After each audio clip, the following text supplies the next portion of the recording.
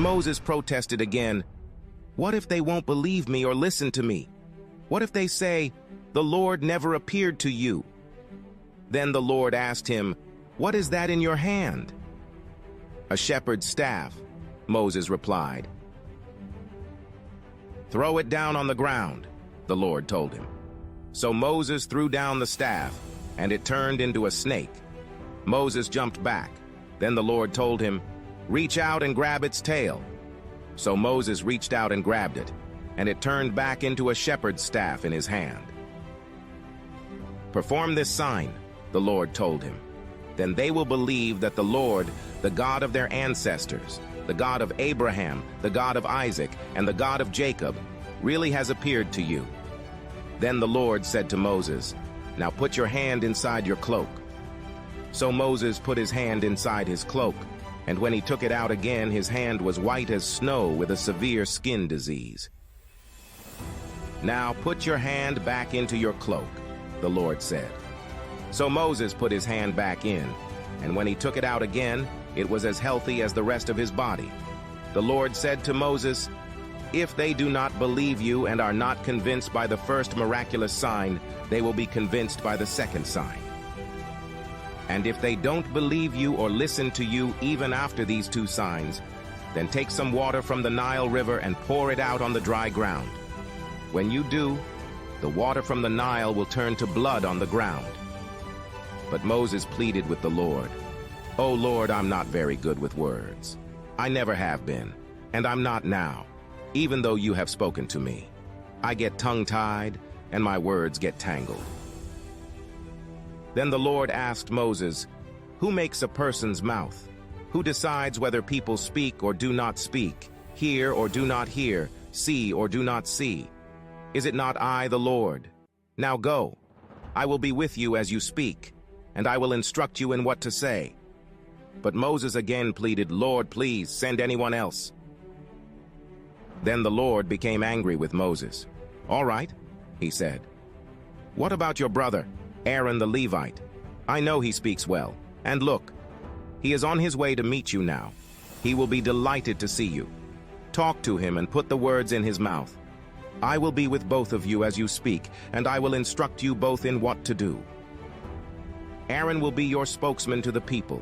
He will be your mouthpiece, and you will stand in the place of God for him, telling him what to say.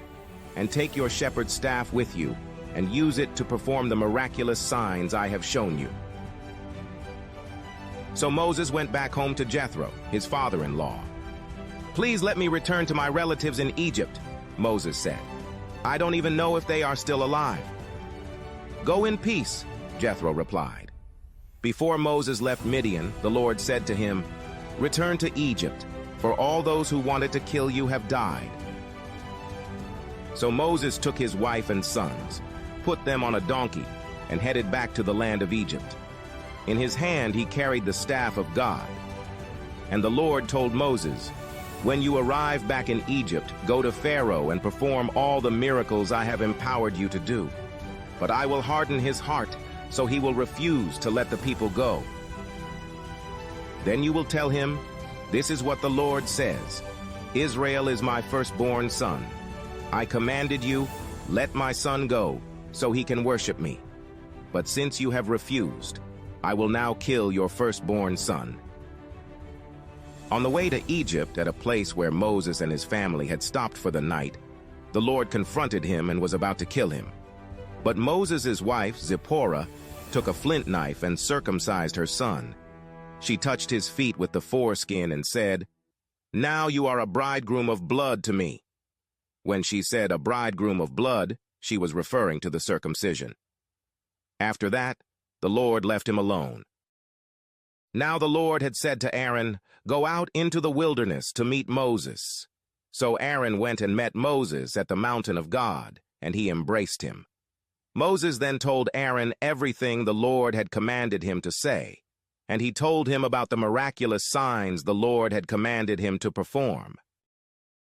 Then Moses and Aaron returned to Egypt and called all the elders of Israel together. Aaron told them everything the Lord had told Moses, and Moses performed the miraculous signs as they watched. Then the people of Israel were convinced that the Lord had sent Moses and Aaron.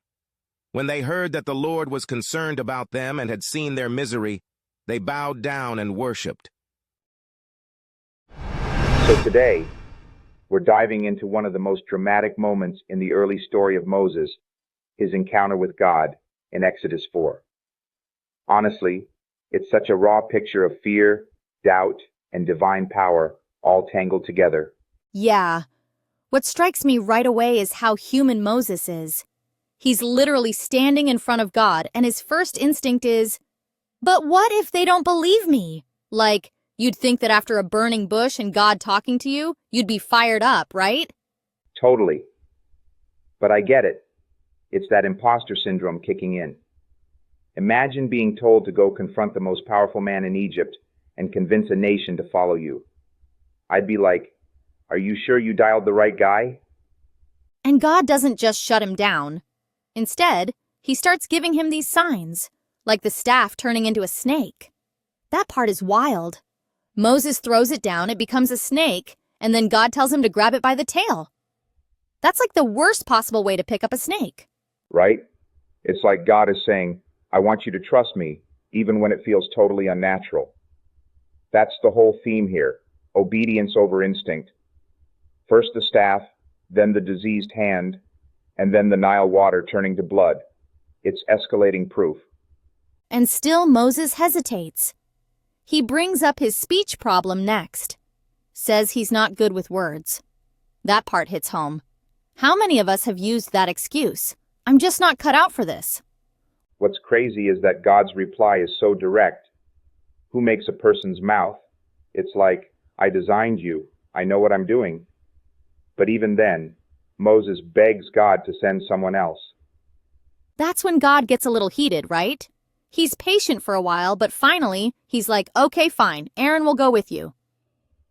It's a perfect example of divine flexibility. God doesn't back down, but he adjusts the plan so Moses isn't alone. Exactly.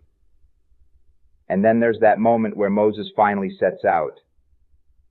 He takes the staff, now called the staff of God, and starts the journey back to Egypt. But man, there's that bizarre detour where God almost kills him. Yeah, the whole incident with Zipporah and the circumcision, it's one of those parts that makes you stop and go, wait, what just happened? It's like there's unfinished business that had to be dealt with before Moses could lead. It adds this gritty realism to the whole thing. Like being chosen by God doesn't mean you get to skip accountability or responsibility. Exactly. And then, after all the signs and doubts and drama, Moses and Aaron finally speak to the Israelites. And what do we see? The people believe. They hear, they see the signs, and they worship. It's such a satisfying shift from what if they don't believe me to and they believed. It's like God knew the ending, even when Moses was stuck in the anxiety of the beginning. Makes you wonder, how often do we get caught up in our own insecurities while the outcome is already in motion behind the scenes? Yep. Maybe the challenge isn't about being ready, but about being willing. Moses wasn't confident, but he moved. That was enough. So here's the big question to close on. What if we stopped waiting to feel ready and just trusted the calling with all our flaws in tow? Yeah. What miracles might follow if we just picked up the staff and took that first step.